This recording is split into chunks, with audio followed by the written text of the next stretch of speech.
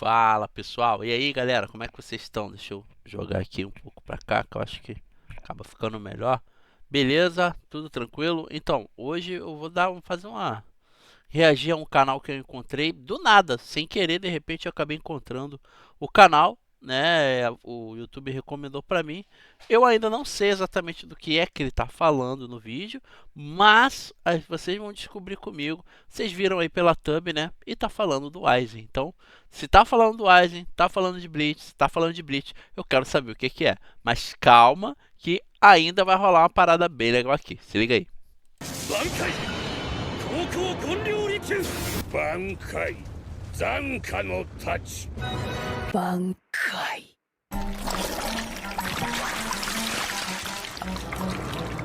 水無月挽回坂島横島八方塞がり挽回金シャラ舞踏団挽回そうザビマル挽回八下の咎め挽回シャタツからがらしがらみの辻挽回北上天元明挽回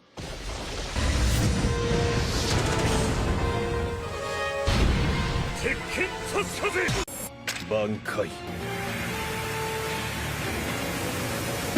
千本桜影吉挽回大グレン氷林丸挽回弱砲来光面挽回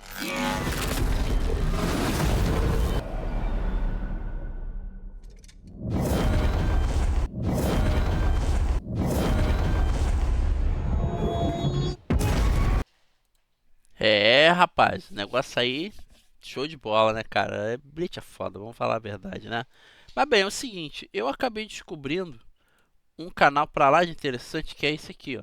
Que no caso é o que o YouTube me recomendou, né? Canal Bambuto, nunca ouvi falar, tá? Eu tô conhecendo hoje através do YouTube. O YouTube recomendou ele pra mim, deve ser porque eu também vivo falando de Bleach, também vira e mexe, eu vejo algumas coisas de Bleach, acho que o YouTube acabou me recomendando exatamente por isso, mas vocês podem ver aí, ó, tem vários vídeos interessantes, tá? Vários vídeos legais. Pelo que eu vi aí, tá falando de Bleach. Provavelmente eu vou maratonar esse canal aqui em algum momento. Aí pra poder ver o que ele tá falando, ver se concordo com ele, se não concordo, né? Então, bora ver, dá pra ver que o cara curte Bleach pra caramba, porque tem vários vídeos sobre, também tem postagem, bem legal. Bem legal. Então, bora ver aí qual é. Canal Bambuto, se você ainda não conhece, beleza? Mas antes propriamente aí da gente começar, né, logicamente, quero agradecer a presença de vocês, valeu mesmo aí pela ajuda, galera, vocês sempre me ajudando aí, o vídeo aparece, vocês deixem o like de vocês, a visualização vai ganhando um pouco mais, né? Se você puder me ajudar de alguma forma, tem o QR Code, tem esses e-mails aqui para tentar bater essa meta que tá aqui em cima, então até para vocês me ajudar nessa, eu agradeço pra caramba. Se não der também, só é você deixar o seu like, deixar alguma mensagenzinha, já ajuda pra caramba, tá bom? Porque agora no momento que falta pra mim nesse canal aqui é bater as horas, e isso aí tá bem complicado, viu? Tá osso, mas uma hora vai, só a gente ter, no caso, só eu ter paciência, né? Então bora lá, ó, o primeiro vídeo desse canal aqui, eu acho que esse vídeo não vai ser tão longo, né? Mas bora lá, ó. O primeiro vídeo do canal é esse aqui, ó. Assistir ao pior filme de Bleach para que você não precise. Vamos ver exatamente de que filme que ele está falando, porque eu ainda não entendi. Achei outro interessante aqui, hein? A evolução da estreia, da estética de Tekken. Caraca, eu gostei disso aqui. Gostei, vou até deixar ele separado aqui. Mas eu não vou ver agora. Não vou ver ele agora. Deixar ele lá pro final. Mas vou deixar ele separado. Então, bora lá ver. Eu sou fã de Tekken, cara. Me amarro em Tekken. Bora ver o que ele tá falando aqui. Pior filme de Bleach? Será que ele tá falando do Memories of Nobody? Não sei. Qual filme que ele tá falando? Para muitos fãs, os materiais não canônicos de Bleach são adaptações que merecem ser esquecidas, principalmente aquelas Né, Bounce? Pelas derivadas da animação antiga, entre fillers que traziam algumas coisas interessantes e arcos É aquela ali é da Zanpakuto, esse aqui são os Bounce. tão terríveis que prejudicaram até mesmo a popularidade da série, nós temos os 4 filmes de Bleach, que tirando o primeiro, não As capas são bonitas, hein? são considerados canônicos, pelo menos até o presente momento. Nessa mesma linha, temos aquele focado no Hitsugaya chamado de The Diamond Dust Esse eu gosto. Esse eu acho maneiro pra caramba. Foi aí que eu comecei a falar, caralho, Soul Society. Tu é filha da puta, hein? Rebellion. O longa que, para muitos fãs, é considerado o pior filme de Bleach. Poxa, eu gosto. Por que é considerado o pior filme de Bleach, o Bambuto? Uma animação com um enredo tão ruim que nem mesmo o Hitsugaya quer se lembrar sobre o que aconteceu aqui. Muita gente fala que a história é rasa, que o capitão da 10ª divisão tem muitas atitudes questionáveis, que o vilão e o lore apresentado no filme vai totalmente contra o que foi descrito no mangá e muitas outras críticas. Mas será que Bleach The Diamond Dust Rebellion é tão ruim assim? Ou será que os fãs estão apenas cometendo um exagero? Eu acho que pode ser exagero, porque na minha opinião, o Yamamoto ele sempre foi aquilo ali. Né? Ele tá diferente na série, na serializado eu acho que ele tá diferente, mas no filme eu acho que ele tá bem capitão mesmo, tá? Mas é a minha opinião. É sobre isso que vamos discutir hoje, mas antes de começarmos, já vai deixando o seu like e compartilhe o vídeo com alguma amiga ou amigo seu que também seja um fã de Bleach. Fazendo essas pequenas coisas, você me ajuda e permite que este vídeo chegue para mais pessoas, beleza? Então, vamos lá. Bora. Por onde podemos começar a falar sobre esta pérola gélida do universo de Bleach? Poeta. The Diamond Dust Rebellion foi o segundo filme da franquia lançado nos cinemas japoneses em dezembro de 2007, faz bastante tempo. Muito. E o longa nos apresenta uma história sobre o passado do Hitsugaya com seu amigo de infância chamado Sojiro Kusaka, que busca vingança contra a Soul Society por não ter sido escolhido para empunhar a Ryorimaru. De cara, a proposta do filme já não faz muito sentido porque, como bem sabemos, cada Zanpakuto é única, uma vez que todo Shinigami imprime a sua própria essência na espada. No caso específico do Hitsugaya, existe uma situação curiosa porque no capítulo especial do mangá que aborda o seu passado, temos ele se encontrando com o espírito da Ryorimaru antes de receber uma espada. Então fica aí um mistério envolvendo o real poder do personagem. E se se os dois tiverem o mesmo... Isso que é complicado de explicar. Mas se os dois tiverem, por exemplo, as mesmas... semelhantes, no caso, não as mesmas, mas semelhantes partículas de alma que possam fazer com que a Ryorimaru fique ali de repente indecisa. Não sei dizer. O lance é que além do Ou simplesmente o filme é de 2007. Muita coisa que o Kubo pensa hoje e coloca hoje, ou de alguns anos pra cá, tipo de 2000 e sei lá, 2010, 2012 pra cá, ele não pensava lá atrás. Então, pode ser que também é por isso que haja todas essas discrepâncias, essas coisas terríveis, né? Que a gente fala, caraca, não, nada a ver. Entendeu? Realmente, comparando com o que a gente sabe hoje em dia, o filme não tem nada a ver. Mas eu gosto do filme. do filme ignorar essa regra básica, ele ainda decide que tanto Kusaka quanto Hitsugaya não Devem podem lutar. compartilhar a mesma Zanpakuto, e por isso eles devem duelar até a morte, porque, né, tradições da Soul Society. O Kusaka acaba perdendo, mas sobrevive à luta, e é essa a ideia que motiva a vingança do vilão. Mas vamos começar do início. O filme abre com uma procissão espiritual que está transportando um artefato poderoso chamado de o Selo do Rei, que pertence à família real da Soul Society. Que família seria essa? Por que esse selo precisa ser transportado? Não temos contexto. É o que eu falei, esse filme saiu em 2007. Provavelmente tudo que o Kubo pensou nesse filme, ele pode ter de repente usado para criar como matriz para novas ideias, entendeu? E tudo que ele pensou no filme aí foi modificado para o que a gente conhece hoje. Mas isso aqui é a minha opinião, não estou defendendo nada, só estou dando a minha visão sobre. Se vocês não concordam, também tá de boa.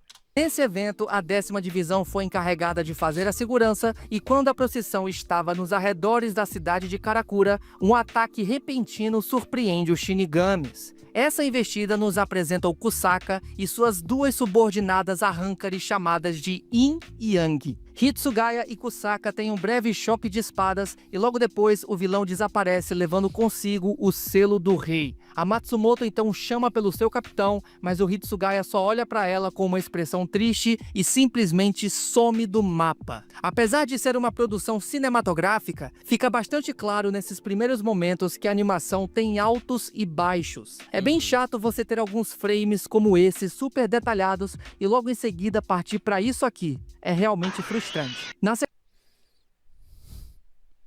Concordo. sequência, o Ichigo chega no local e é recebido pela Soifon, que de bom grado explica pra ele tudo o que aconteceu. Depois de fazer um jutsu para esconder sua presença e o local do ataque, o Ichigo toma um susto quando o Hitsugaya aparece todo ferido e cai na frente dele inconsciente. Depois de ter fugido em busca do Kusaka, o Hitsugaya voltou pro mesmo local pra quê? Com certeza não foi para se encontrar com os Shinigamis, porque daqui pra frente, todos que se aproximam, ele simplesmente ataca. Então, fica aí o mistério. Cortamos pra Soul Society, onde o Yamamoto constata o desaparecimento do selo do rei e declara a detenção do Hitsugaya e de toda a 10ª divisão, com pena de até, olha só, todo o esquadrão ser extinto. Mano, nem com a traição do Aizen isso foi cogitado, o velho Yama tá poucas ideias. Pois é. Depois de ser confinada, a Matsumoto pede pro Renji e pra Rukia investigarem a situação por conta própria. De volta ao mundo humano, o Hitsugaya acorda na casa do Ichigo e daquele jeitão marrento ele decide não compartilhar muitas informações. O Ichigo então pede pro agora ex-capitão descansar, que na manhã seguinte a Orihime vai aparecer para curar os ferimentos dele. Mas nem isso, o Hitsugaya simplesmente abandona a casa do Ichigo ainda ferido para ir atrás do Kusaka. E olha que esse ferimento no estômago ele carrega durante o filme inteiro. Todo, exatamente. O Ichigo surge para impedir a saída do Hitsugaya e os dois começam a se estranhar. Nesse meio tempo, aquelas duas arrancares aparecem e o Hitsugaya aproveita para atacar o Ichigo. Mano, o que tá acontecendo? No fim, as duas escapam, o Hitsugaya foge de novo e o Ichigo desmaia só para ser acordado pelo Renji com um socão na cara. Em seguida, temos um flashback, onde vemos o Kusaka manifestar a Hyorimaru e o veredito da Central 46 que impedia os dois amigos de empunharem a mesma Zanpakuto. É nesse filme aqui que eu começo a ter muita raiva da Soul Society, cara. Eu cheguei e falei, caraca, a Soul Society é muito filha da puta, cara. Que não tá tão distante ainda hoje, né? Sempre políticos, né? De volta à Soul Society, depois de falarem com o Ichigo, Renji e Rukia entram na residência onde a Matsumoto está sendo mantida com a ajuda do Kyoraku e a Nanao para conversarem sobre o Kusaka e a conexão dele com o Hitsugaya. Kyoraku sempre dando um jeitinho dele, né, cara? Desde sempre. Eu me amarro nele. Levando o capitão e a tenente a pesquisarem mais sobre ele nos registros da Soul Society. Aqui seguimos para um dos momentos mais infames do filme, onde o Kusaka aparece dentro do Sereitei e tira um X1 com Kyoraku utilizando os poderes de gelo. Mano, o Kusaka deita o Kyoraku num nível que ele vai parar na emergência e a Nanao fica chorando desesperada do lado de fora da sala. Isso aqui eu entendo. Porque é o seguinte, isso aqui era pra dar impacto. Pra você falar, caraca, ele derrotou o Kyoraku, cara.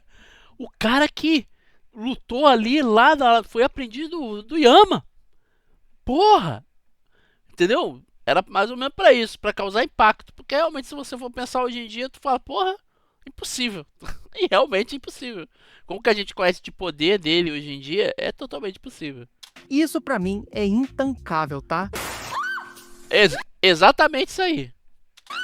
Assim, eu não sou maior fã de power scaling, mas mano, pra um cara desses derrotar o Kyoraku e deixar ele nesse estado, tem que ser um inimigo estupidamente poderoso. Do Yama pra cima. Menos que isso, só o que tá... Não, mas o que tá que nem menos, porque o que tá que se compara a ele. Então, só do Yama pra cima. O Kusaka tava com os poderes da Hyorimaru, beleza, mas ele não tinha Bankai. Talvez ele pudesse ter um auxílio do selo do rei, mas mesmo assim não seria suficiente. Selo é um selo. Eu não acredito que tenha alguma coisa a ver com Adoneus, não. Na luta final do filme, ele também não apresenta nenhum feito absurdo de velocidade e nem de força. Então, o resultado dessa luta foi muito mentiroso. Graças a isso, o Kyoraku fica off o resto do filme inteiro. Provavelmente era pra não usar o Kyoraku mesmo. Ou o Kyoraku tava fingindo que tava ferrado. No mundo humano, o Hitsugaya se esconde dentro de um templo até ser encontrado por um grupo de Shinigamis liderados pelo Hisagi e o Kira. Caraca, eu me amarro no Hisagi, cara. Eu me amarro no Hisagi Shunrei. Pô, aquele filler lá da Zanpakuto, eu acho o filler bem legal. A parte lá dele com a com a Kaseshinin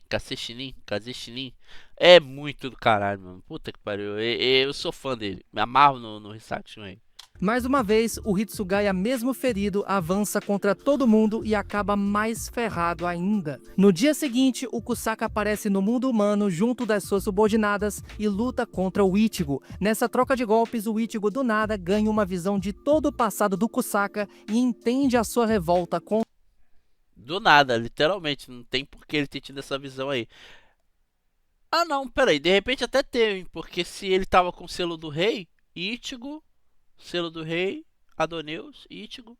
Contra a Soul Society depois que ele foi derrotado pelas próprias forças do Sereitei no meio do duelo contra o Hitsugaya. Depois de congelar o Ichigo e deixar a Rukia ocupada com as Arrancares, o Kusaka parte para encontrar o Hitsugaya e transporta os dois de volta para a Soul Society utilizando os poderes do selo do rei. Basicamente, esse artefato pode controlar as dimensões e é por meio dele que o Kusaka planeja se tornar, de acordo com as suas próprias palavras, o novo rei da Soul Society.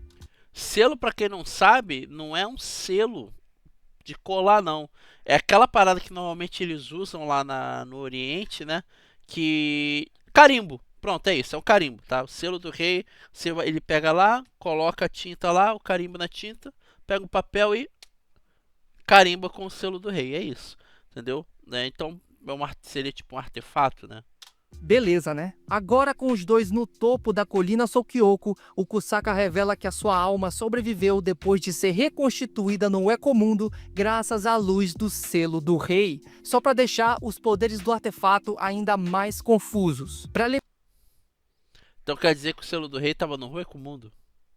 liberar completamente o seu poder, o Kusaka precisa que o Hitsugaya corte o objeto com a sua Bankai, a Daiguren Hyorimaru, para que assim ele conclua a sua vingança. Nesse meio tempo, os outros Shinigamis aparecem, o Hitsugaya mais uma vez defende o Kusaka e a Rukia e o Ichigo chegam na Soul Society. No final, o filme descamba de vez quando é revelado que o Hitsugaya deu toda essa volta e desertou da Gotei 13 só para enfrentar o Kusaka pessoalmente. E o vilão, completamente revoltado, corta o selo do rei, mesmo dizendo alguns minutos atrás que precisava da Bankai do Hitsugaya para isso. Enredo, ó, 10/10. Enredo -10/-10, né? Aí temos o Kusaka virando um dragão de gelo gigante, o Zaraki atacando ele e deitando com um golpe só, o Ichigo metendo um socão na cara do Hitsugaya e todos os Shinigami se juntando para enfrentar a ameaça. A Nível Aizen aqui, né?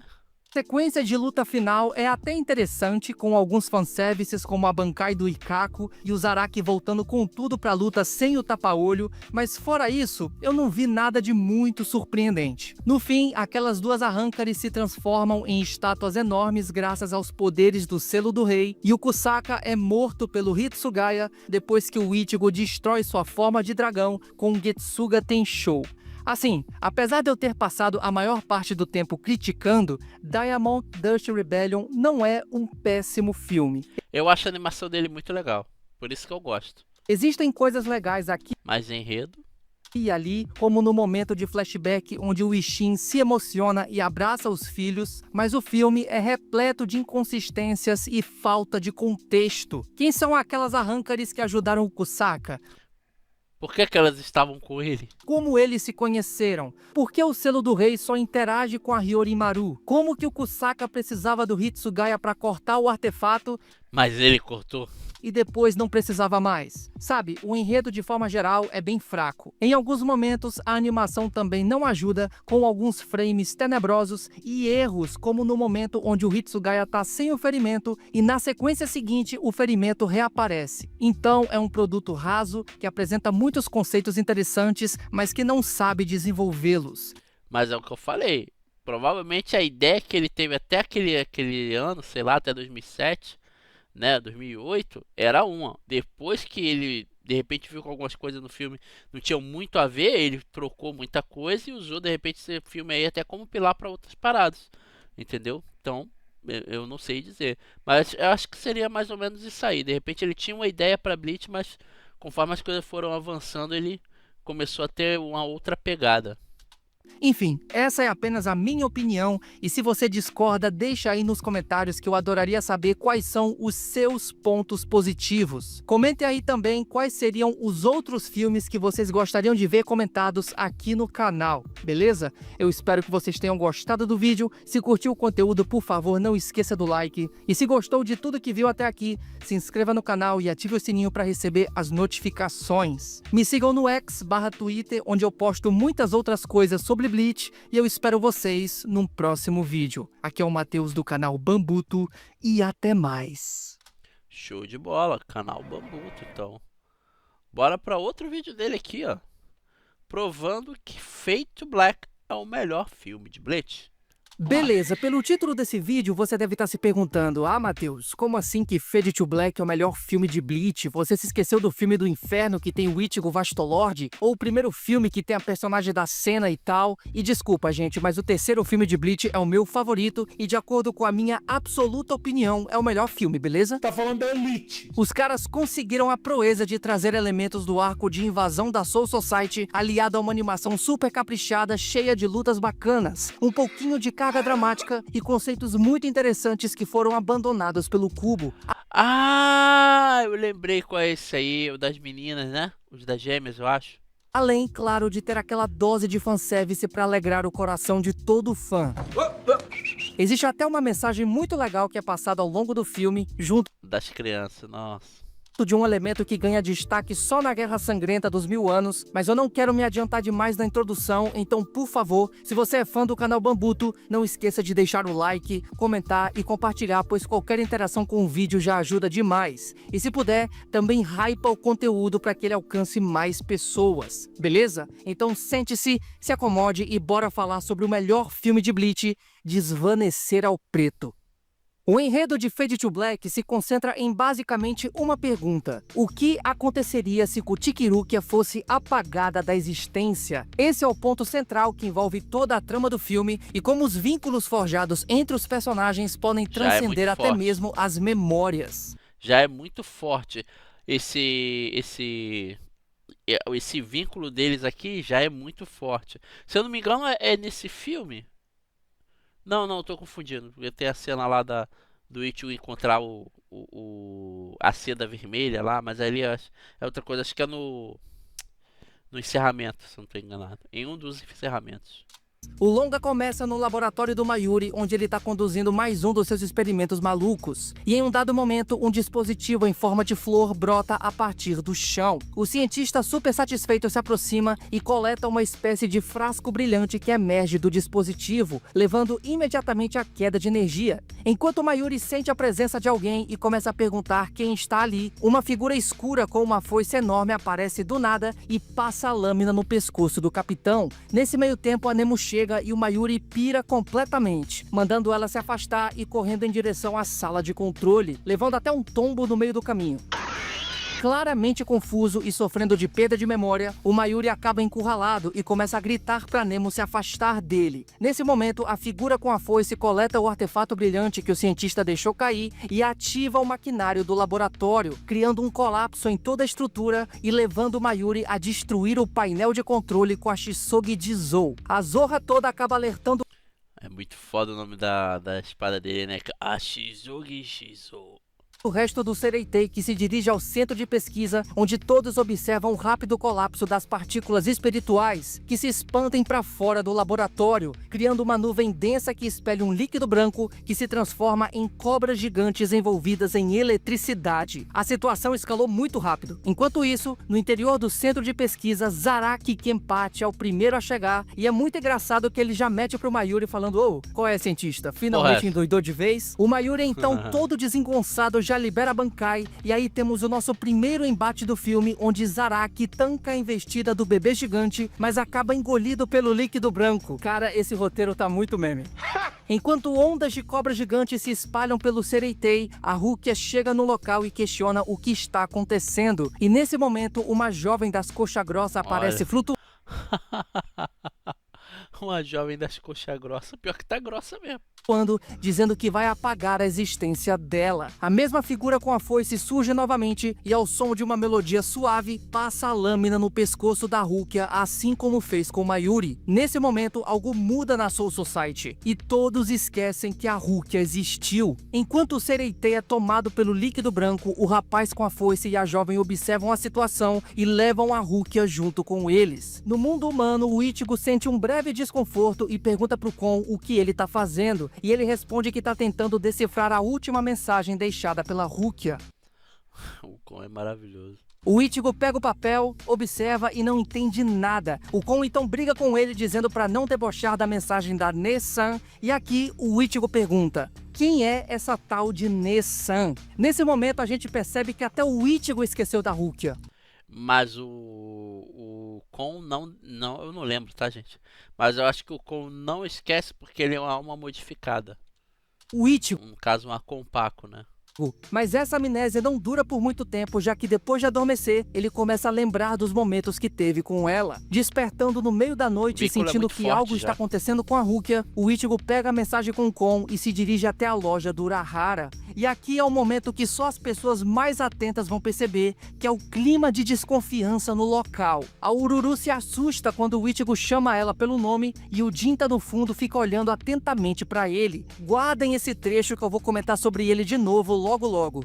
Beleza, comenta porque eu não lembro, tem muito tempo que eu assisti esse filme. Na loja a gente nota Mas eu me emocionei, isso eu lembro. que o Urahara também não se lembra da Rukia, apesar do nome dela aparecer na lista de clientes. Ele então cita o incidente na Soul Society e o Ichigo junto com o Kon concordam em partir pro Sereitei para investigar a situação. Mas antes, o Urahara pergunta ao Ichigo qual seria a sua relação com a Rukia, e ele responde que ela é uma companheira muito importante. Essa frase solta pra galera mais leiga até poderia indicar que existe um indício de sentimento romântico. Só que não, ele vê ela como uma irmã, pô. Mas calma que o próprio Kubo respondeu essa questão numa entrevista sobre o filme na época, onde ele explica que o relacionamento entre o Ichigo e a Rukia é mais que uma amizade, mas não é um amor romântico. Seria semelhante a um relacionamento parental. Isso foi dito pelo autor em 2008, então não dá nem pra argumentar que ele quis mudar alguma coisa depois. Créditos ao meu mano Alexandre Galvão por trazer essa pequena curiosidade pra nós aí. De volta ao filme, na manhã seguinte, o Ichigo chega à Soul Society, enquanto o cara da foice e a jovem das coxa grossa ativam o artefato luminoso e causam uma nova onda de partículas espirituais, provocando uma grande destruição e os ajudando a escapar do Sereitei. Nesse meio tempo, o Ichigo se encontra com o Hisagi e no meio da confusão acaba ativando a sua Bankai com a máscara Hollow, o que desperta o alerta nos Shinigamis e leva o Hisagi a ordenar a sua prisão. O Ichigo rapidamente foge do local, mas é interceptado pelo Renji, que também não se lembra dele, muito menos da Rukia. E aqui a gente logo percebe que, como o surgimento do Ichigo está profundamente ligado à própria Rukia, todo mundo também se esqueceu dele por tabela. É como se ele Caralho, você foi esquecido por tabela, que merda, hein? nunca tivesse recebido os poderes de Shinigami e, consequentemente, nunca visitou a Soul Society para salvar a Rukia. Enquanto foge dos dois, o Ichigo... Já que ela não existiu, não tinha por que ter tido aquela punição, né? Não existiu aquilo ali. Aquele momento com o Ichigo também não existiu na Terra e tal. Ichigo acaba trombando com o Komamura, que como um bom Bankai Spammer já ativa sua Kokujo Tengemyo. Porém, como o samurai gigante é meio bucha, uns 4 ou 5 Getsuga Tenshou já dão conta do recado. Corta a É uma pena, né? Pô, essa Bankai é maneirona. cena e vamos pra Rukongai, onde a Rukia desperta numa cabana e é recebida pelo cara da foice e a jovem das coxa grossa, que Jovem das coxa grossa é maravilhoso. Lembrando que Rokugai é um dos bairros mais pobres que tem ali na Sereitei, né? se apresentam como amigos de infância dela. Que, por sinal, é o mesmo local que o Mayuri faz todo aquele sacrifício, né? Ali. Ele destrói várias almas e tal. ela. Na reunião de capitães, a Unohana relata os cidadãos que foram petrificados pelo colapso de partículas espirituais, enquanto Komamura comenta sobre o Ryoka que invadiu o Sereitei e parecia conhecer todo mundo. Se inteirando da situação, o velho Yama declara emergência e dá ordem para os esquadrões procurarem pelo Ryoka. Enquanto isso, o Ichigo está sendo curado das feridas pelo Hanataro nos esgotos do Sereitei. No mais Coitado do Hanataro. absoluto, copia e cola, remetendo diretamente aos eventos da Soul Society. De volta a Rukongai, enquanto a Rukia não se recorda da sua vida como Shinigami, a jovem das coxa grossa revela que ela é irmã do cara da foice e que os dois receberam da Rukia a promessa de que ela lhe daria nomes. Em seguida temos um pequeno flashback onde mostra os dois super alegres pela Rukia escolher seus nomes, mas infelizmente ela não se lembra deles no momento. Eu acho que eu nem preciso comentar muito sobre a questão dos nomes em Bleach, né? E como eles garantem poder e identidade às coisas. O Ichibei sintetiza isso perfeitamente durante o arco final, na cena que ele dá ao Yurabarra o nome de Formiga Preta. Então em Fade to Black, a questão dos nomes também tem um peso importante. A mensagem tá toda lá, pô. Mas, gente, tá implícito. De volta ao Sereitei, na mansão Kutiki, o Byakuya tá no santuário da Rizana e demonstra uma desconfiança em tudo que tá acontecendo. O Ichigo chega e explica pra ele que a Rizana era realmente muito parecida com a Rukia, mas o Byakuya não consegue recordar. Nesse momento, vários Shinigamis aparecem liderados pelo Renji, que tiram um X1 com o Ichigo ali mesmo. Enquanto libera Bankai, o Ichigo dá uma provocada no tenente perguntando o porquê ele também não utiliza a sua Bankai. E o Renji mete o louco dizendo, ué, eu? Bankai? Eu não tenho Bankai não, meu filho. Tá brincando comigo, pegadinho? O Ichigo então golpeia o tenente, causando uma breve lembrança do seu último duelo. E antes que a luta se estendesse pro Byakuya, o capitão acaba confiando nas palavras do Ichigo e revela a localização do distrito de Rukongai, onde a Rizana nasceu. Tamo junto, Byakuya. Os de verdade eu sei quem são. Byakuya é muito foda, né, cara? Me amarro nele. Senbon Sakura Kageushi. Na manhã seguinte, o Renji tá se recuperando da batalha e o espírito da Zabimaru aparece pra tirar satisfação, falando, ô, tá maluco, mano? Por que tu não usou a Bankai? E o Renji fica, caraca, meu irmão, vacilei mesmo, fui moleque. Em Rukongai, o Ichigo chega na quebrada e logo encontra a Rukia no topo de uma colina. O legal é que o jeito que ele faz a narrativa, o rapaz aqui do Bambuto, ele faz a narrativa bem interessante, né? Ele usa bem os termos mais simples pra galera poder entender e tal, bem legal. Ele se lembra dela, ela não reconhece ele e uma tensão paira no ar. Nesse momento, os irmãos aparecem e a Rukia começa a ter breves relances das suas memórias com o Ichigo, o que deixa ela mal e com muita dor de cabeça. O cara da foice investe contra o Ichigo, que de cara já nota que ele não está usando chumpo e que a sua foice é capaz de atravessar a Zangetsu. Depois de um breve embate, os irmãos junto com a Rukia simplesmente somem do mapa. Enquanto isso, dentro da prisão do Sereitei, o Mayuri, ainda detido, recebe uma visita inesperada do Urahara, que revela que o cientista maluco é tão maluco que ele foi capaz de fazer um backup físico do próprio cérebro. O engraçado aqui é que o Mayuri esqueceu de tudo, até do próprio nome, mas ele não se esqueceu do Urahara, o que prova que o vínculo entre os dois é muito poderoso, seja pro bem ou pro mal. Corta pros arredores de Eu acho que não apenas o vínculo, mas também a ideia do Mayuri sempre querer superar o Urahara de alguma forma, né? Rukongai e o Ichigo com cara de Porque isso é evidente, o Mayuri, por mais que ele seja gênio, a ideia dele é sempre superar o Urahara em alguma coisa, tá? poucos amigos começa a refletir sobre a Rukia ter se esquecido dele. Depois de uma breve conversa com Kon, eles decidem ir atrás dela, mas acabam impedidos pelo Yumichika, Ikako e Hitsugaya. E o Mitika é do caralho, cara. E o Ikako Madarame, então. Eu lembro de uma cena, eu não lembro, acho que é durante o arco da Soul Society, que eles estão correndo atrás pra encontrar os Ryoka, né? Que no caso são os invasores, o Ichigo, a Orihime, o Sado, o Ryu. E o Ganjo também. Esse é muito maravilhoso. Aí ela tá correndo lá e tal, acho que o Zaraki tá correndo pra encontrar o Ichigo, se eu não me engano. Aí ela pega, vai do nada, ela fala umas paradas lá que eu não lembro agora. Sei que ela manda uma escarrada na careca do. Na careca do Ikako. Acho que ela chama ele de cabeça de bilhar. Ela, seu cabeça de bilhar! dá mó cuspidão, cara, na testa dele assim, ele pega a espada e... Eu vou te matar! É muito bom, mano, é muito bom. Tá, saudade, tenente, saudade. Poxa vida.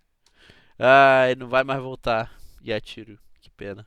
No primeiro round, o Ikako parte pra cima e no segundo é o Hitsugaya que troca golpes com o Ichigo, mas antes que o capitão levasse vantagem, o Renji aparece utilizando a Zabimaru para defender o Ichigo. O tenente explica que pela cabeça ele sabe que o Ichigo é um inimigo, mas a sua alma diz o contrário. Nesse momento, todos são surpreendidos por uma Heiatsu Yamamoto. gigantesca que indica a chegada do velho Yamamoto, que Velho também Yama. vem acompanhado de outros capitães. Momentos depois, ao Mitsukido aparece, todos avançam contra o Ichigo, mas antes que a luta começasse, o Urahara aparece no céu repelindo a todos com a Benihime. Curiosamente, o Urahara sempre dá um jeito, né? E gente, se vocês querem uma definição absoluta de aura, é só assistir a esta cena. Kisuke Urahara surge com o clássico manto de capitão, dando aquela olhadinha de canto de olho. Isso, senhoras e senhores, é o puro suco do fanservice, tá? Não tem motivo nenhum pra eles meterem o Urahara vestindo a roupa da firma, mas mesmo assim eles fizeram e foi bom demais. Vestindo a roupa da firma, muito bom.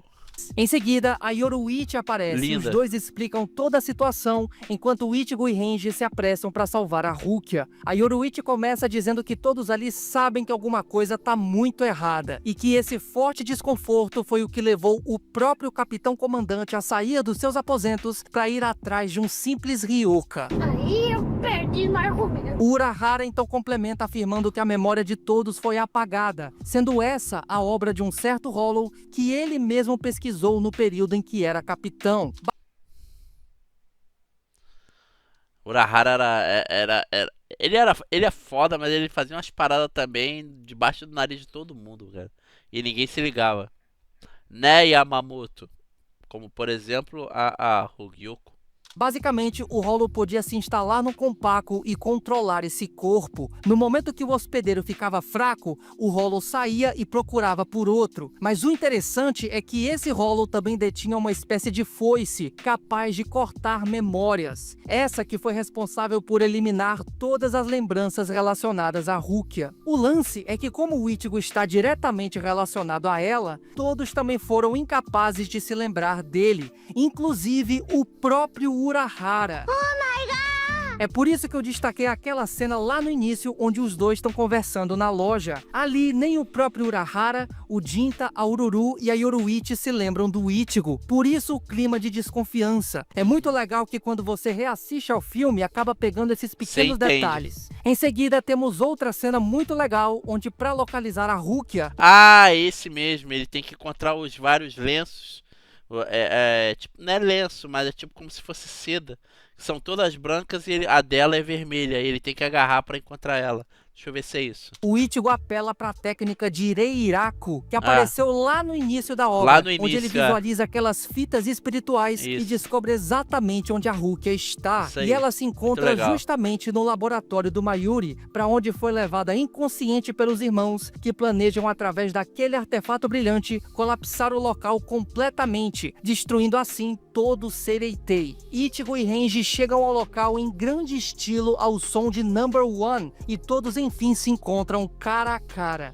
Pô, tá bonito esse frame, hein? Nesse momento, a Rukia olha pro Renji e começa a se lembrar dele, ao passo que as suas memórias com o Ichigo também acabam voltando. A jovem das coxas grossas então fica muito pistola e não vê outra escolha senão fundir a sua própria existência com seu irmão e a Rukia, para que assim todos fiquem juntos para sempre. Num berro extremamente agoniante, os três se fundem numa entidade só e afundam o artefato brilhante no maquinário do laboratório, o que causa uma sobrecarga de partículas espirituais que se espalha por todo o Sereitei. O Renji fica para cuidar das criaturas que surgem do líquido branco, enquanto o Ichigo parte para enfrentar a Rukia. Caraca. E convenhamos, né? Ficou com um visual muito irado. Com a destruição Ficou. do laboratório, um monstro enorme digno dos contos de Cthulhu surge no Sereitei e começa a destruir tudo pelo caminho, o que leva o resto da Gotei 13 a entrar em combate. Olha o velho, porra, o velho era muito foda, mano.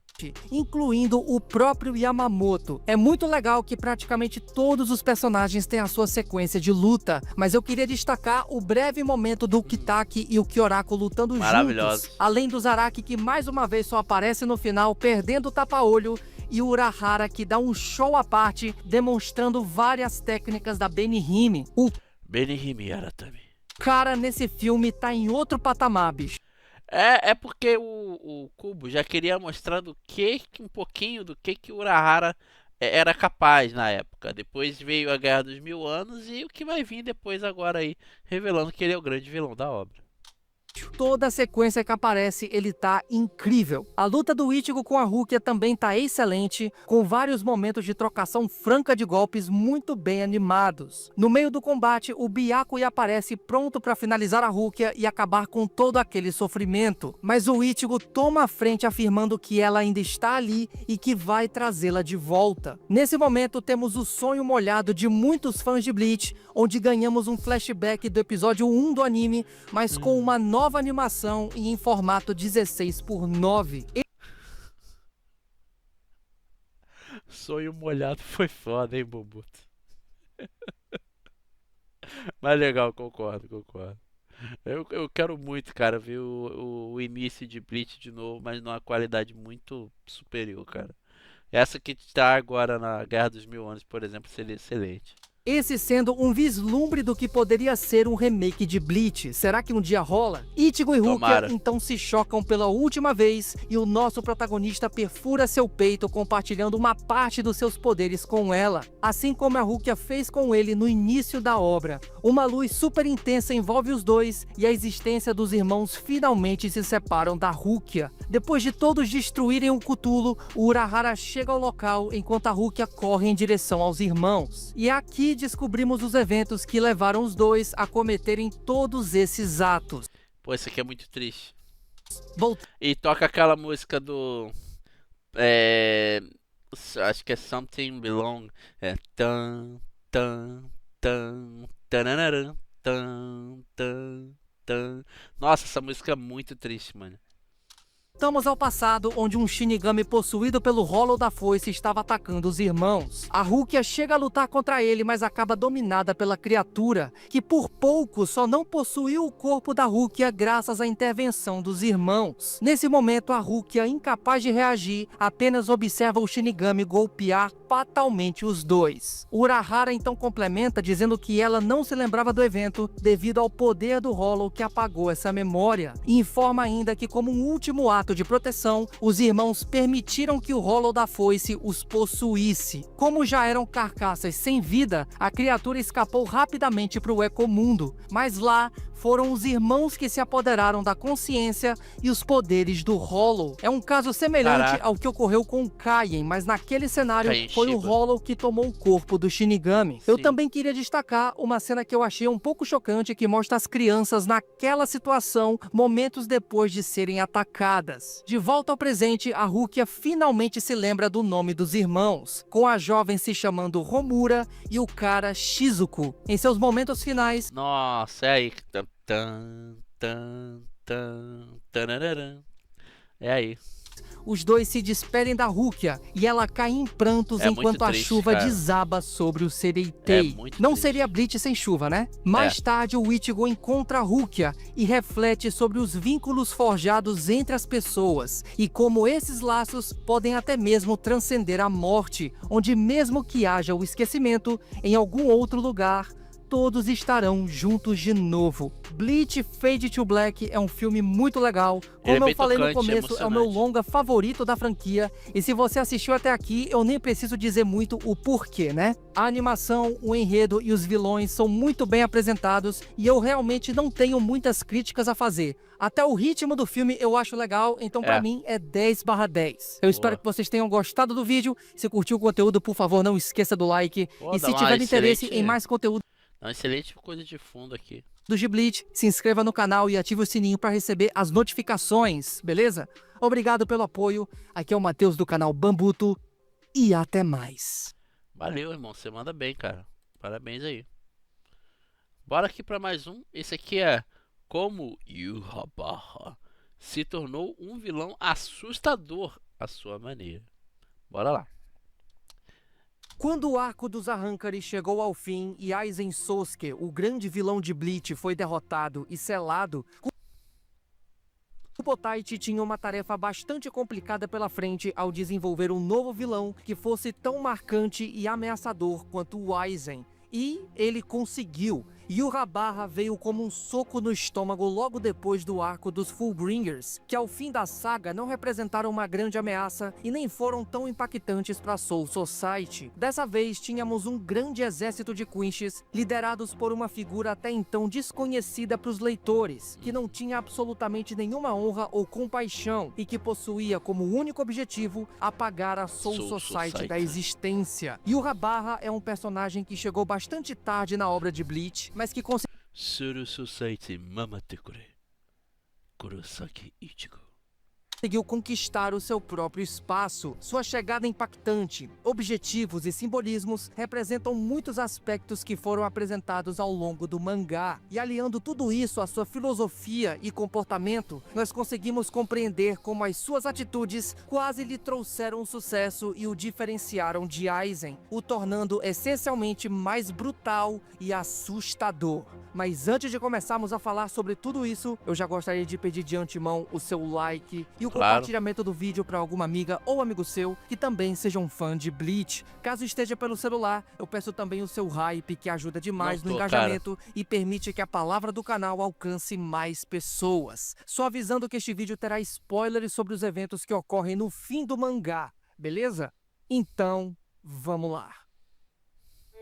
Depois de alguns habitantes de Rukongai desaparecerem misteriosamente e distorções espaciais surgirem no mundo humano, um grupo de agentes do Wanderenreich aparece no escritório do Yamamoto e declara guerra contra a Soul Society. Momentos depois, uma enorme flecha Quinch rompe o salão com o Sasaki atingido em cheio, enquanto o Ichigo lá no mundo humano luta contra um Arrancar que aparentemente possui habilidades Quinches. Essas são as primeiras impressões que temos do início do arco da Guerra Sangrenta dos 1000 Anos. Um começo bem impactante que apenas prepara o terreno para o banho de sangue que será comandado pelos Quinches. No Ecomundo, os soldados do Wanderenreich marcham sobre as areias, capturando e executando Arrancares. Areias essas que são, na verdade, partículas de quando o menos primordial foi destruído pelo Adonais, muitos tempos atrás, e quando essa criatura foi destruída, criou-se o Ecomundo e as areias são parte da existência dele. Muito brabo. Kyugi-Hope lidera a iniciativa enquanto Haribel surge aprisionada e cruelmente ferida nas instalações do Império. Tadinha da Haribel. Em meio às ações do Wanderenreich, Yhwach aparece como líder supremo e uma figura bastante tranquila que não tem nenhum receio em executar ele mesmo seus próprios subordinados. Sua frieza e brutalidade já são evidenciados nos primeiros momentos que ele aparece, eliminando 2 Arrancares que o serviam fielmente sem qualquer cerimônia. O interessante aqui é que um deles, o Luder Sfregen, costuma sempre reportar presumindo o futuro próximo, e o Yhwach pergunta ao Arrancar se ele não se considerava um profeta por causa disso, em uma clara referência aos poderes que o Yhwach despertaria no futuro, através da investida em larga escala do Porra, forma. Enfim, o Yhwach é um personagem bonito, cara, eu acho. Wanderenreich, o Rei Quinch já surge na história como uma figura dominante que parece tirar vantagem da negligência da Soul Society. As distorções do mundo humano, os desaparecimentos de Rukongai junto da declaração de guerra e a rápida conquista do Ecomundo demonstram que o Império Quinch se revelou como uma força avassaladora e extremamente eficiente. Considerando a estética alemã da Segunda Guerra, o rápido avanço em várias frentes e o elemento surpresa, nós poderíamos comparar toda essa parte da história como uma Blitzkrieg. A Guerra Relâmpago foi o termo usado para descrever a tática militar utilizada pelo exército bigodista durante a Segunda Guerra Mundial. Basicamente, Exército bigodista pra não falar outra parada. Antigamente, a Blitzkrieg era uma combinação inovadora de ataques rápidos e coordenados, utilizando infantaria mecanizada, blindados e forças aéreas. Essa tática foi bem sucedida em surpreender os inimigos e romper rapidamente com suas linhas de defesa, dessa forma acabando com as chances de uma resposta imediata. E foi exatamente isso que aconteceu com a Soul E aqui? Ele tá usando sonido ou chumpô? Society, Eu acho que é sonido, não é chumpô não. onde as sombras, o roubo das bancais e a prisão do Ichigo foram fatores determinantes que levaram ao sucesso dos Quinches. O ataque foi tão inesperado e brutal que ao fim da primeira invasão, a Gotei 13 ficou a um passo de colapsar. Mas, além do estudo do inimigo e o planejamento necessário, o Vanderreich não teria conquistado a vitória se não fosse pelo Yurabara. E quando nós falamos do líder dos Quinches, a gente considera não apenas a sua força e habilidade de prever o futuro, mas também a sua presença. Ele tem presença pra caramba, cara.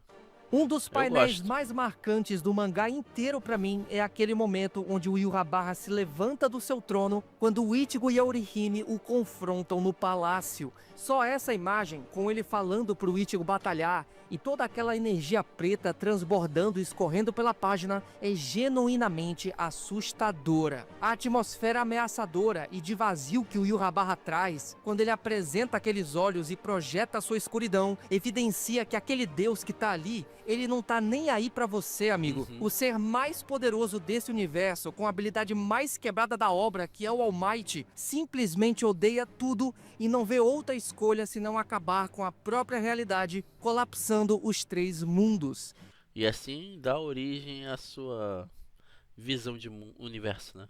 Isso é o verdadeiro desespero. É isso que o Ichigo sente quando, depois de lutar tanto, o Yurabara simplesmente deixa ele ali para concluir seus objetivos na Soul Society. Com o espírito quebrado, não havia mais nada que o Ichigo pudesse fazer. A Bankai que ele treinou tanto para conseguir estava quebrada e não existia ninguém capaz de parar o rei Quinch. Como o próprio havia dito antes, tudo naquele mundo seria tomado por ele. No fim, o rei havia vencido. No lançamento do trailer da terceira parte do anime, nós ainda ganhamos um poema especial do Yurabara, onde ao falar sobre a esperança e desespero, ele traz a ideia de equilíbrio entre esses dois sentimentos. Quando ele diz que o mundo nada mais é que uma balança, ele demonstra uma visão simplista da realidade, onde a satisfação de um lado levará ao sofrimento do outro. Para Yurabara não há uma harmonia verdadeira enquanto existir os conceitos de vida e morte. Por isso ele diz para jamais se desesperar, pois dessa forma a balança com a esperança penderia para o lado dos inimigos. Nessa mesma linha, ele reforça a ideia de se envolver em esperança, para que assim todo o resto possa cair de vez em desespero, evidenciando sua filosofia egoísta de acabar com a realidade dos três mundos que ele tanto despreza. E Só pra ele criar sua própria visão de mundo. olha só a curiosidade, na sua luta final contra o Ichigo, antes dele voltar para a Soul Society, nós temos a validação definitiva da sua visão, onde ele ri e se enche de esperança quando o Ichigo finalmente sucumbe ao desespero depois de derrotado, assim como é dito no início do poema. Esse momento também denota como Yurabara é um personagem sádico. Ele constantemente pede para o Ichigo não se desesperar, enquanto frustra cada mínima ação que ele tenta fazer. Atrelado à sua presença ameaçadora, o comportamento e as atitudes do Rei Quinch também são um traço muito marcante do... Caraca, ele fala Quinch igual eu falo Quinch também. Mas a maioria fala Quincy. Sei lá, me incomoda falar Quincy. Prefiro Quinch.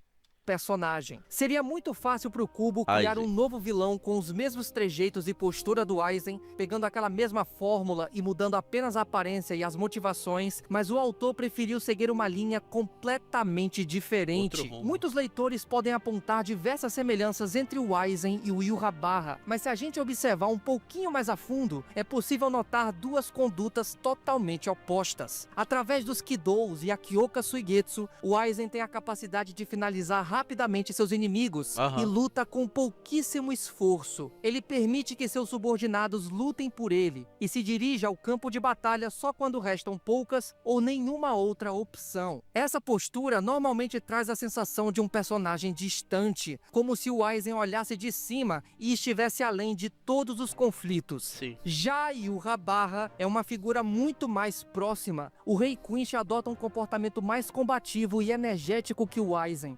Ele é presente, né?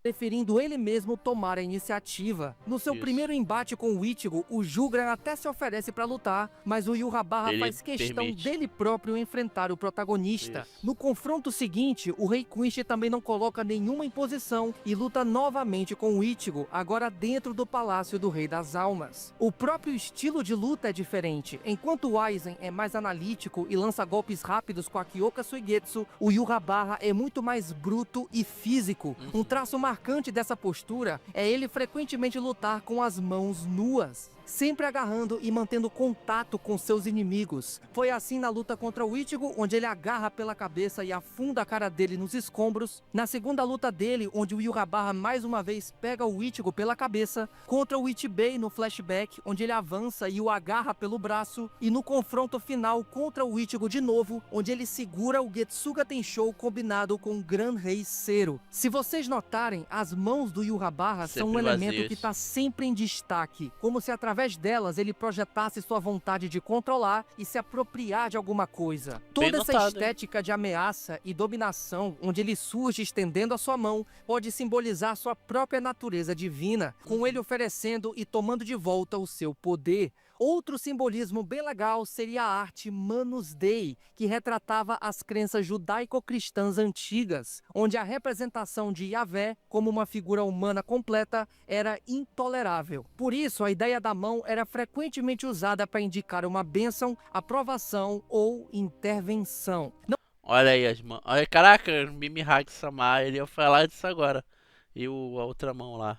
Não é muito estranho pensar A do progresso e a outra da estagnação. sobre isso quando temos literalmente duas mãos conscientes que representam o Rei das Almas em Bleach. Aham. Junto disso, seu desejo de acabar com os três mundos, destruindo o ciclo de reencarnação, indica uma ruptura dos simbolismos orientais presentes em Bleach. Se o ciclo representa a roda do É o Sei Sansara, a roda do o ciclo da vida. Sansara na tradição budista, onde tudo se renova e mantém um equilíbrio, Yhwach chega para quebrar essa roda à sua maneira, trazendo os ideais ocidentais. Dessa forma, impondo uma filosofia linear e definitiva, mas que não leva ao paraíso, e sim à destruição.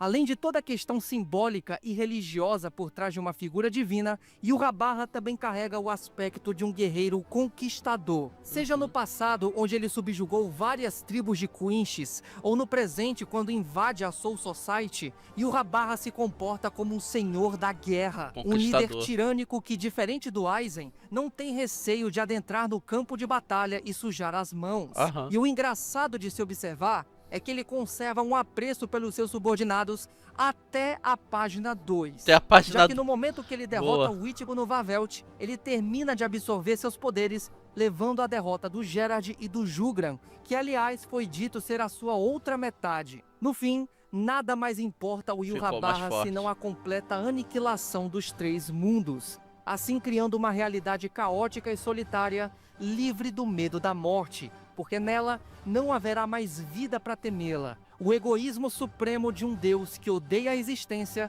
e busca a todo custo envolvê-la em desespero. É, aquela ideia. Pô, muito foda o vídeo, hein? Parabéns.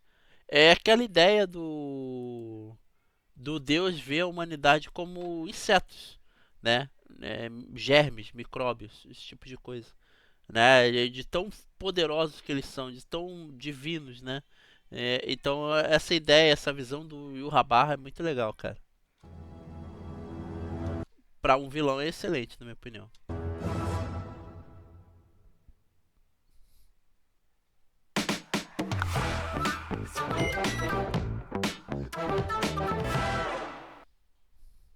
Acabou. Cara, sensacional o vídeo, hein, irmão. Parabéns aí. O próximo aqui é só vídeo dele, tá, gente? Um papel de pai. Isshin Kurosaki. Eu me amarro nele. O que você faria por alguém Pera que aí, antes disso. Não, vai falando. arriscou tudo por você? Se uma outra pessoa até então desconhecida que salvou a sua vida estivesse à beira da morte, Nossa. você seria capaz de sacrificar a sua própria natureza a fim de salvá-la? É Lembrando que Urahara só ajudou os dois porque ele já sabia o que, é que ela tinha dentro dela. Tá? possível existir uma alma com tamanha empatia, e isso aconteceu quando Isshin Shiba renunciou à sua existência como Shinigami e salvou a vida de Masaki Kurosaki, Ele desertou, né? Desertou pra Terra. resultando mais tarde no nascimento de um indivíduo muito especial, responsável por salvar e proteger toda a existência. Isshin Kurosaki, o pai de Ichigo, é um grande exemplo de tolerância, responsabilidade, gentileza e principalmente humildade. Uma figura capaz de descer do pedestal de um nobre deus da morte e enxergar valor em uma simples existência humana. Lembrando que ele não era qualquer coisa. Ele era de uma família nobre, né?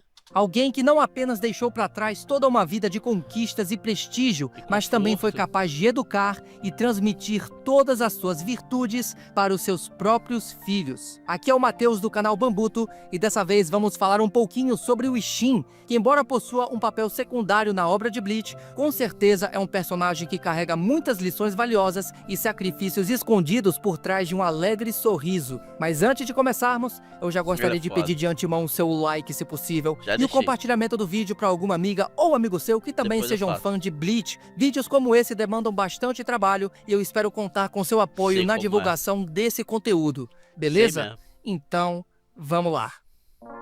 Quando Ichigo Kurosaki chega em sua residência depois de brigar com delinquentes e ajudar um espírito, o protagonista de Bleach é recebido com uma voadora na cara dada pelo seu próprio pai. Esse é o primeiro contato que temos com Isshin Kurosaki, um personagem que nesse comecinho da história aparenta ser alguém alegre, despreocupado e piadista além da conta. No começo de Bleach, o Isshin se apresenta como aquela figura paterna bobona e ignorante que apenas quer ver os seus filhos felizes. Aham. Nesse contexto de pai Que é muito viúvo, legal. ele busca levar a moral da família, demonstrando um comportamento quase sempre animado e às vezes fazendo algumas brincadeiras que até passam do ponto. Passam Durante os mesmo. primeiros capítulos da obra, o Isshin tinha essa atitude mais imatura, mas o Kubo logo corrigiu esse comportamento, refinando as ações do personagem no decorrer do tempo. Até porque uma figura que ganharia tanta importância mais pra frente não poderia ser resumida apenas a um cara divertido que faz piadas o dia todo. Mas ainda nesse início, o Kubo já começava a plantar as sementes sobre o que ele gostaria de fazer com o personagem alguns capítulos mais tarde. Ainda no capítulo 7, quando a clínica está sobrecarregada de pacientes, o Isshin liga para o hospital central e exige a transferência de alguns deles. Acontece que o funcionário do outro lado faz pouco caso da situação, levando o Isshin a dizer: diga ao diretor do hospital que é um pedido do Kurosaki, dando a entender que o pai do Ichigo já conheceu o chefe do hospital central. E quem seria ele? Ryuken Ishida. Mais Olha. tarde, durante o aniversário de morte da Masaki, recebemos um dos momentos mais icônicos do personagem, onde ele conversa com o Ichigo na frente do túmulo de sua mãe e dá alguns conselhos que transmitem uma importante lição. No momento que o Ichigo começa a se culpar pela morte da Masaki, o Isshin logo questiona que a culpa pela sua morte não era dele e nem de ninguém, completando a fala dizendo que o Ichigo era o cara que a mulher que ele amou deu a sua vida para proteger. Ao se Caraca. retirar, ele ainda complementa pedindo ao seu filho que ele viva bem, envelheça bem e finalmente morra depois dele, e se possível, morra sorrindo. Em poucas páginas, o Kubo conseguiu transformar tudo o que sabíamos sobre o Isshin e dar muito mais peso para o personagem. mais, gente, Nessa muito mais sequência, legal. finalmente vemos ele agindo como um pai e dando conselhos importantíssimos ao seu filho. Mas mais que isso, vemos que o Isshin não apenas trata com seriedade a perda de um ente querido,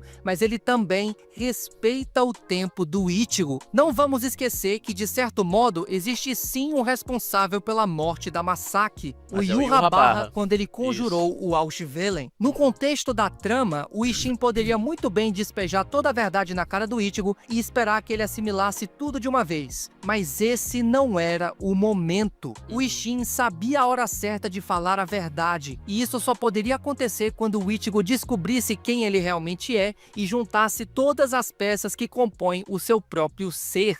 Afinal, um dos temas centrais de Bleach é o autoconhecimento. Vemos isso por meio das bancais, a natureza de alguns personagens e através do próprio Ichigo. Quando percebemos que o Ishin preza Muito bom, cara, o vídeo. Parabéns. pelo amadurecimento do Ichigo, compreende o seu trauma e permite que ele tenha tempo para se descobrir, entendemos como o personagem trata aqueles em sua vida e lida com as suas próprias escolhas. Nesse mesmo capítulo, ainda temos um outro diálogo que complementa tudo isso que eu falei, onde ele menciona que o Ichigo ainda é muito novo para ficar carregando tanta tristeza e que ele não deveria hesitar quando fosse agir. Essa fala, além de refletir a própria vivência do Ishin, que tenta levar uma vida mais tranquila mesmo com a morte da esposa, também é uma lição pro Ichigo mais tarde tomar a iniciativa de proteger aqueles que ama. Mais tarde, quando o Ichigo está prestes a viajar para Soul Society em segredo, o Ishin, ainda em um tom brincalhão, fingindo que não sabe de nada, avisa ao filho para ele não se preocupar com a segurança da família, dando a ele um amuleto protetor e exigindo que o traga de volta quando retornar. Adotando uma atitude mais séria, fica ainda mais evidente nessa parte da história que o Ishin sabe mais do que o Ichigo imagina, algo que prepara a sua grande revelação mais pra frente na obra. Quando o Ichigo finalmente desperta ao seu lado Hollow, a Heiatsu do Ishin se torna incapaz de suprimi-lo. Graças à quebra desse vínculo, Ishin Kurosaki recupera seus poderes Shinigami depois de 20 anos e uma de suas primeiras ações é reencontrar a criatura que matou a sua esposa, Granfisher. Em uma situação dessas, muitos poderiam imaginar que o Ishin chegaria furioso e pronto para fazer o Arranca sofrer de todas as formas antes de finalmente matá-lo. Mas não, o Shinigami surge para enfrentá-lo de forma bastante tranquila e paciente. Na verdade, o Ishin aparece para salvar o Kon de ser morto pelo Granfisher, e só depois ele dirige sua atenção ao Hollow. Essa atitude evidencia novamente a paciência e a sabedoria do personagem em deixar tudo ao seu devido tempo. Ele não precisava rastrear o Granfisher ou buscar uma forma alternativa de destruí-lo. Ele sabia que com o Ichigo despertando seus poderes,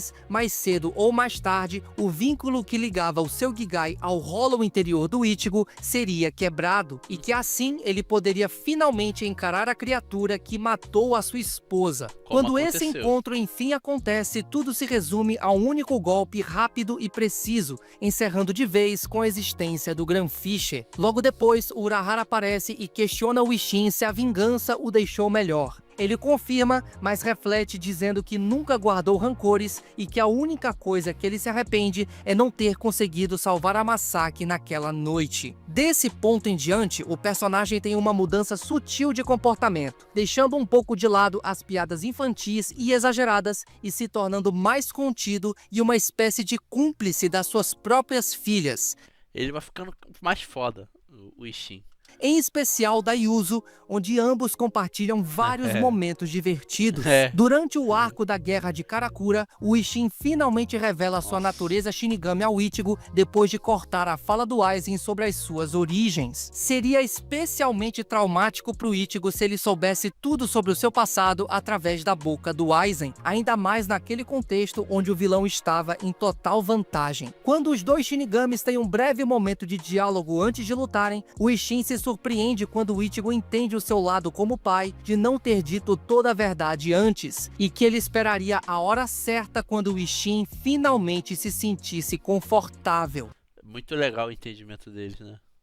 Aqui, os papéis se invertem e é o filho que respeita o tempo do pai. Uma lição tão importante que faz o Ishin reconhecer o amadurecimento do Ichigo. Falando um pouco de combate agora, uma coisa que vale ser observada é como o Ishin sozinho conseguiu se manter contra o Aizen, pelo menos até ele começar o processo de evolução. Além do famoso peteleco que faz o vilão ser jogado contra vários prédios, o Ishin ainda se equiparou na velocidade e manteve a pressão até o Aizen se cansar. Isso porque nem a Ingetsu o Ishin chegou a liberar, então pensem nisso. Depois que o Aizen se transforma e parte para a verdadeira Karakura junto com o Gin, nós vemos os desejos desejos tanto do Ishin quanto do Ichigo convergirem quando o Ishin se apoia nos ombros do filho e diz que ambos protegeriam a cidade de Karakura. O problema é que naquela situação, o psicológico do Ichigo já estava abalado e ele passa a duvidar se eles realmente conseguiriam, falando até que aquilo seria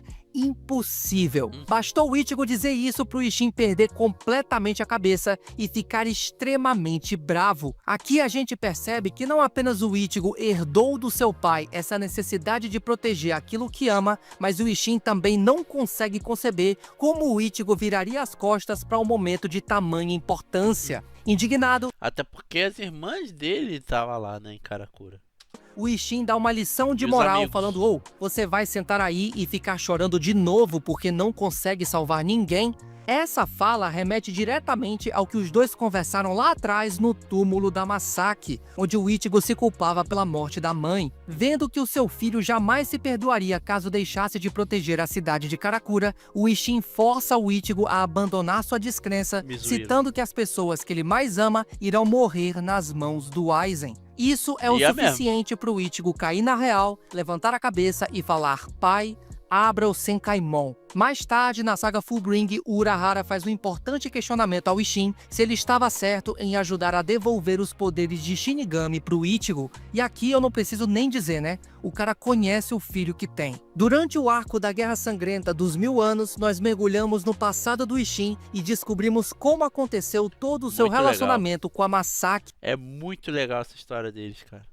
E aqui notamos mais algumas características do personagem, que são a sua empatia e humildade. Empatia porque depois de ser salvo pela Masaki do Rolo Branco, o Ishin é questionado pelo Yamamoto se ainda existia mais alguma informação que ele estaria escondendo, e o capitão afirma que não, deixando sua interação com a Masaki em segredo. Pelo lado dela, isso fica ainda mais evidente quando no primeiro encontro dos dois, ela hesita em falar que é uma Quincy, pensando quais as consequências ela poderia sofrer caso se revelasse para um Shinigami. De fato, no melhor dos casos, a maioria dos Shinigamis iriam ignorá-la, mas isso não aconteceu com o Ishin. Pelo contrário, ele fica até feliz que a Masaki havia confiado nele. E humildade porque mesmo sendo um Shinigami na posição de capitão, pertencente a uma família nobre que são os Shiba, o Ishin simplesmente não hesitou em deixar tudo isso para trás para salvar a vida da Masaki, tendo como consequência a perda completa da sua própria natureza de alma, se tornando apenas um simples humano.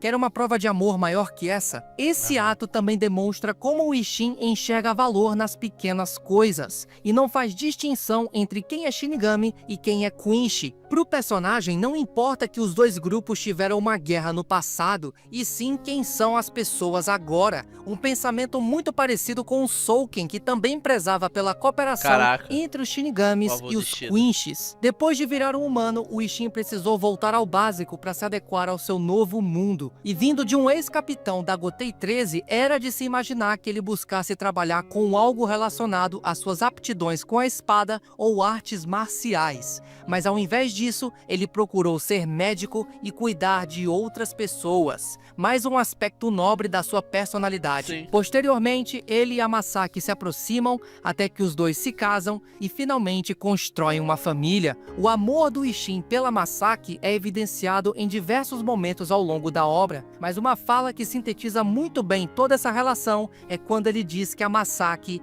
era como o sol. Num Caraca, que legal.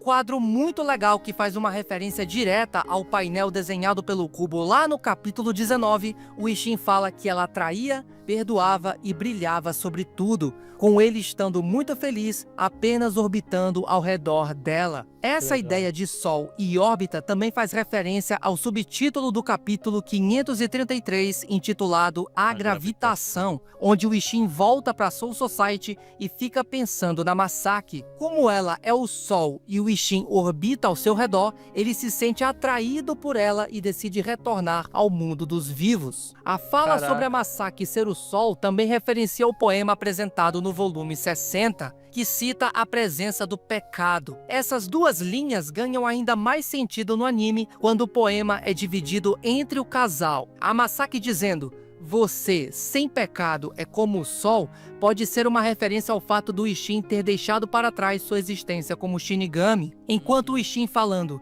mesmo com seus pecados, você é como o sol, pode referenciar a questão da Masaki ser uma Quincy e ter conservado o Hollow dentro dela. Essa é uma interpretação. Ter conservado o que ela não sabia, né? Eu acho. Se eu não me engano, eu não lembro. Tá? De fato. Mas se eu não me engano, o Ishin sabia e o Ryu também. O pai do Ryu, quer dizer. Caso você tenha outra, compartilhe a sua opinião aí nos comentários. Com as revelações sobre o seu passado, o Ichigo finalmente entende quem ele realmente é e agradece ao seu pai Caraca, que bonita a imagem. Nossa. com um sincero obrigado. Embora o personagem não costume aparecer muito ao longo da obra, Kurosaki Ishin é uma figura que carrega muitos ensinamentos e apresenta uma história de amor que envolve alegria, sofrimento e escolhas fundamentais que moldaram sua família. Talvez a maior lição que o personagem possa dar é que nem sempre a força física é a resposta para tudo. Sua história e dedicação como pai demonstram que o amor pode ser a maior arma contra qualquer adversidade e que a sua maior característica não são suas habilidades como Shinigami, e sim o seu coração como Caraca. pai e marido. Caraca. Seu coração. Eu espero que vocês tenham gostado do vídeo. Se curtiu o conteúdo, por favor, não esqueça do like. E se gostou de tudo que viu até aqui, considere se inscrever no canal e ativar as notificações. Não se esqueçam também de deixar suas sugestões de temas para os próximos vídeos, beleza? Obrigado pelo apoio sempre. Eu vejo vocês numa próxima. Aqui é o Matheus do canal Bambuto. E até mais. O que você faria... Canal muito bom, Matheus. Parabéns, cara. Agora bora aí pro vídeo final. Depois eu vou voltar aqui e ver outros vídeos, tá? Caraca, agora que eu tô vendo ali. Ah, o YouTube me indicou. O Narrativando fez um coisa desse vídeo. Caraca, que legal. O plano secreto do Aizen deu certo. Ele venceu no final. Pô, legal, cara. Tem 5 dias. Ah, então legal. O vídeo pegou um push maneiro, então. Já que chegou a mim também, né? Bom, maneiro, maneiro. Show de bola. Depois eu vou ver, dar uma olhadinha no canal Narrativando também, porque é um canal muito interessante. Quer aprender cubologia? É com o cara, é com o Narra. Dá uma olhada lá, canal Narrativando. E se eu dissesse pra você que Aizen Sosuke conseguiu realizar os seus Pena que tá maiores baixo. desejos no final do mangá de Bleach? Não discordo. O seu plano foi concretizado se observarmos de um certo ponto de vista e a sua própria solidão decorrente do poder foi preenchida por outra figura que representa tudo aquilo que ele sempre buscou destruir. Ixi. Calma que isso logo logo vai fazer sentido. Fala meu povo, aqui é o Matheus do canal Bambuto e hoje eu gostaria de trazer aqui pra vocês algumas reflexões que eu tive enquanto analisava os eventos finais do mangá, em especial a sua luta final. Eu não vou chegar aqui e dizer que essas ideias são completamente minhas, porque eu me inspirei em alguns vídeos e comentários que eu vi recentemente sobre o Aizen. E também conversando com meu mano Alexandre Galvão, eu cheguei a algumas Alexecution. conclusões. Então, eu tô fazendo esse vídeo porque eu também gostaria de saber a opinião de vocês, beleza? Mas antes de começarmos, já vai deixando aquele Bora, like Ishin. e se inscreva no canal Ishin pra não. ficar por dentro de mais conteúdos de Bleach. E eu não preciso nem dizer que esse vídeo vai ter spoilers dos eventos finais do mangá, né? Impossível Então, não ter, vamos né? lá. Bora lá. Para aqueles que já leram Manda aí. os últimos capítulos da obra, a luta final de Bleach é um evento grandioso. De um lado, a gente tem o Yurrabarra no ápice da sua força, O All Might. com o All Might e o poder do Rei das Almas, inclusive já ocupando seu lugar de pilar dos 3 mundos. E do outro nós temos o Ichigo, Ishida, talvez o Renji, porque né, ilusões, e o nosso querido Aizen. Depois do quebra-pau no Varvelt, o Yurrabarra desce até a Soul Society e bate de frente com o Aizen. E a primeira coisa que eu gostaria de destacar é o diálogo que ele tem pouco antes do Ichigo chegar. Quando o Rei Quincy questiona quais seriam os benefícios de ajudar a Soul Society, o Aizen responde que não se trata de benefícios, uma vez que o seu único propósito sempre foi esmagar todos aqueles que procuram controlá-lo. Se For pensar assim, acho que todos que tentavam controlar ele rodaram, né? Segura esse diálogo que a gente já volta nele. Momentos depois, nós temos uma das sequências mais insanas e inesperadas de Bleach, quando Ichigo e Aizen passam a lutar lado a lado para derrotar o Yhwach, com aquela Quero cena muito ver isso apoteótica animado. do Aizen servindo de isca para o Ichigo avançar e atacar o Rei Quinch pelas costas, totalmente desprevenido. Tudo isso, é claro, graças às ilusões da Kyoka Suigetsu. Depois, a gente tem toda aquela sequência do Yhwach voltando e o Ishida atirando a flecha, mas antes disso, nós recebemos um breve diálogo entre o Ichigo e o Aizen, onde ele cita que foi bom jamais ter mostrado a liberação da Kyoka Suigetsu pro Ichigo, e logo depois, em um painel quase imperceptível, o Aizen chama o Ichigo pelo nome para dizer alguma coisa. Porém, a conversa é interrompida pelo próprio Yhwach que se Ichigo. levanta dos mortos. O que será que o Aizen ia falar pro Ichigo naquele momento, hein? Eu sou seu pai. Quer dizer, se for olhar por um certo ângulo, Julgando pela expressão, com aquele olhar de canto de olho, talvez alguma coisa mais íntima, como um desabafo ou um agradecimento. O Kubo gosta de deixar alguns detalhes implícitos na história, então eu não me surpreenderia se ele quisesse expressar algum sentimento através desse painel. ou ele simplesmente falou que foi por culpa do branco que a Masaka ficou infectada lá e isso acabou infectando o Ichigo também, não sei. Pode ser um Mas não sei se daria tempo pra falar isso tudo também. desenho só para complementar o impacto da volta do Yhwach? Sim, mas quem gosta de mergulhar nas expressões e nas coisas que nem sempre são ditas pelos personagens, é interessante observar que esse detalhe passa uma mensagem. Só lembrando que nessa luta mesmo, a gente tem várias camadas de simbolismo e elementos escondidos, então é bem possível que isso seja verdade. Tá, Matheus, mas e daí? Você apontou alguns detalhes da luta, mas aonde que isso vai dar? É simples. Nesse combate, o Aizen de uma só Essa roupa dele é muito foda, cara. vez realizou os seus dois maiores desejos. O primeiro sendo mais externo, que seria de derrotar, destruir ou destronar o Rei das Almas, e o segundo mais interno, que buscava preencher a sua solidão. Nesse ponto da história, o Yhwach já era o novo Rei das Almas. Ele assumiu esse posto depois de absorver o próprio Adneus e se tornar o eixo que sustenta os três mundos. É, mas quem destruiu o Adonius foi o Abar, não foi o Aizen. Porém, o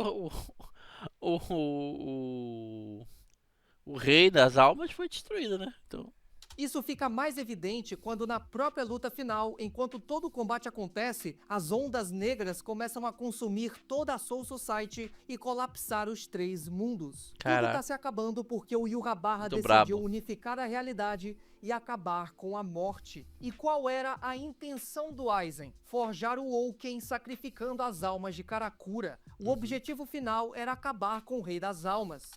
mas na minha opinião, ele não iria conseguir passar do East Bay não, tá? Opinião minha, ele não conseguiria passar do East Bay, porque por mais que ele se torne poderoso cada vez mais com a Hogyoko ativa, uma vez que ele chegasse no East Bay, bastava o East Bay mudar o nome da Hogyoko. Já era. Ou fazer com que ela não existisse, mudando o nome, tirando toda a potência e o poder dela e o poder dele também. Então eu acho que do East Bay ele não passaria não.